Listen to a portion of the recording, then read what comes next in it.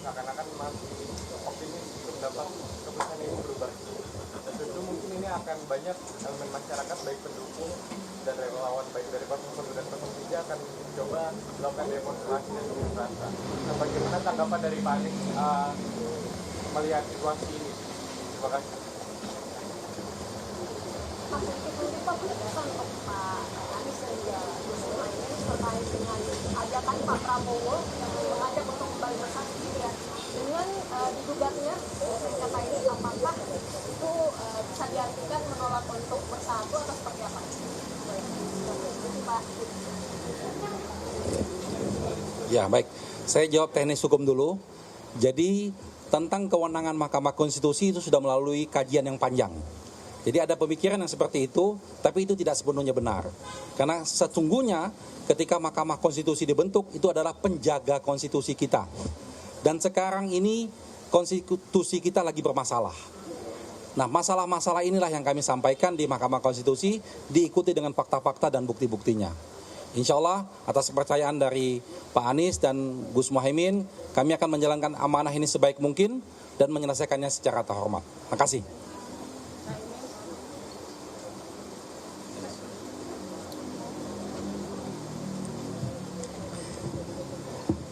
Kebebasan berpendapat, kebebasan untuk mengungkapkan pikiran berorganisasi itu dijamin konstitusi. Jadi ketika ada warga negara yang memilih untuk mengungkapkan ekspresinya dalam bentuk tulisan, dalam bentuk podcast, dalam bentuk rekaman, termasuk juga dalam bentuk poster, dalam bentuk spanduk, dalam bentuk jumlah massa, itu adalah hak warga negara.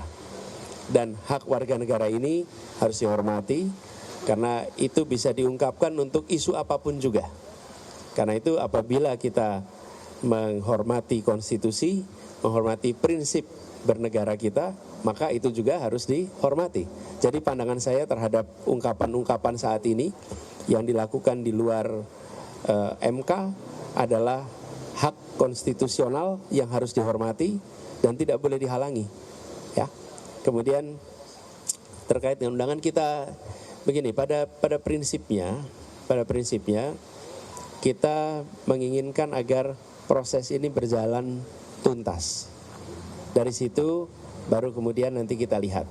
Tapi yang pasti kami tegaskan bahwa agenda perubahan itu terus ingin kita bawa. Karena kita ingin Indonesia yang adil, Indonesia yang memberikan kesetaraan kesempatan, dan Indonesia yang pemerintahannya memberikan ruang berdemokrasi yang benar, yang baik. Jadi agenda itu yang akan kita bawa terus.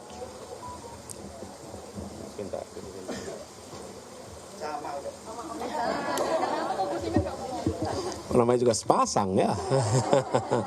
Oke, cukup ya teman-teman sekalian. Terima kasih banyak. Doakan lancar dan izinkan saya menutup dengan menyampaikan kepada semua rasa terima kasih. Terima kasih kepada hadirin yang ikut hadir di sini, para simpatisan, pejuang perubahan, para relawan, teman-teman media semua.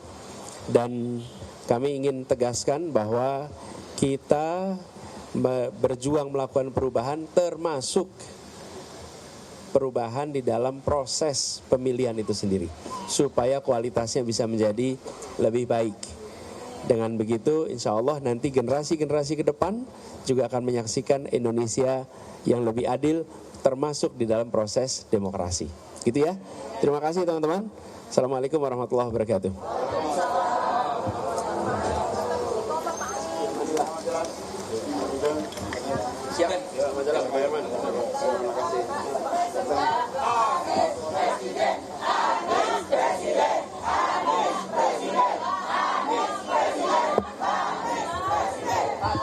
Dan baru saja Anda menyaksikan calon wakil presiden dan calon presiden Anies Baswedan dan Muhaimin Iskandar resmi melayangkan gugatan perselisihan hasil pemilihan umum atau PHPU ke Mahkamah Konstitusi pada pagi hari ini.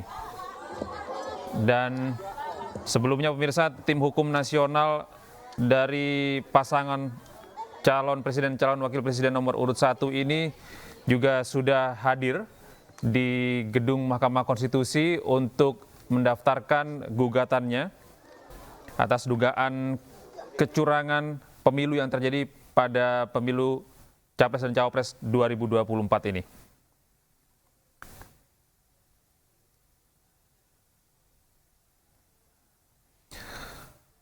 Gugatan di gedung MK ini yang dilakukan oleh tim hukum Capres dan Cawapres nomor urut 1 adalah untuk mendaftarkan permohonan pembatalan keputusan Komisi Pemilihan Umum KPU nomor 360/2024 tentang penetapan hasil pemilu.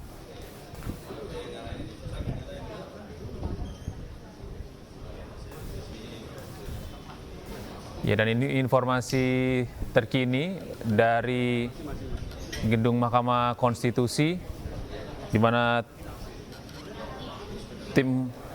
Ketua Tim Hukum Nasional Anies Muhaimin, Ari Yusuf Amir dan timnya mendaftarkan gugatan ke Mahkamah Konstitusi untuk membatalkan keputusan KPU nomor 360/2024 tentang penetapan hasil pemilu yang sudah diumumkan pada hari Rabu kemarin, tanggal 20 Maret 2024.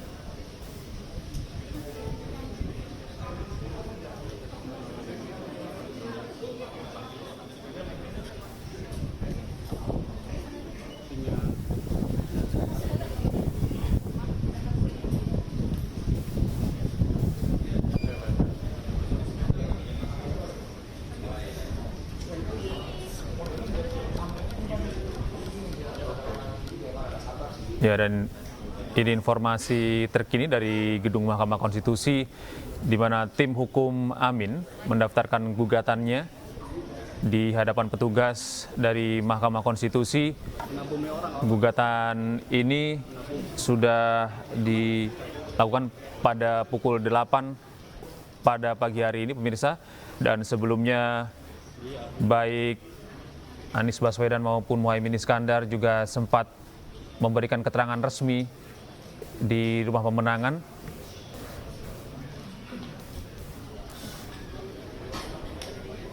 Ya pemirsa, kami masih akan kembali breaking news sesaat lagi untuk menghadirkan informasi terkini dari gedung Mahkamah Konstitusi terkait gugatan pembatalan keputusan KPU nomor 360 tahun 2024 terkait dengan pengumuman hasil rekapitulasi nasional yang telah dilakukan kemarin.